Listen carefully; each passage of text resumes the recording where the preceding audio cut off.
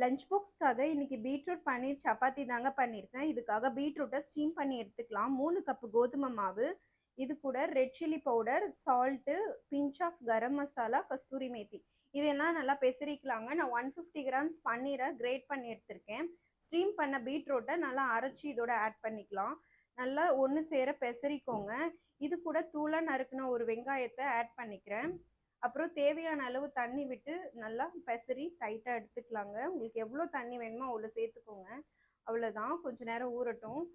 இதை நான் மாவு கொஞ்சமாக டஸ்ட் பண்ணிக்கிறேன். நல்லா ரோல் பண்ணி எடுத்துக்கலாம். நீங்கள் சின்ன சின்ன பால்ஸாகவும் எடுத்து ரோல் பண்ணிக்கலாம்.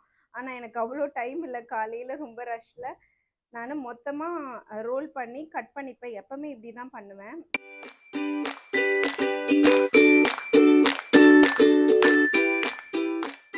அவ்வளோதாங்க, கட் பண்ணி எடுத்துக்கிட்டாச்சு. இதை தோசைக்கல்லில் எண்ணெயை லைட்டாக ஸ்ப்ரே பண்ணிவிட்டு 2 பக்கமும் நல்லா அழுத்தி அழுத்தி ப்ரெஸ் பண்ணி சுட்டு எடுத்துக்கலாங்க. ரெடி ஆயிடுச்சு. இதுக்கு நான் ப்ளைன் கர்ட் தான் சர்வ் பண்ண போகிறேன். ரொம்பவே சாஃப்டாக இருந்துச்சு.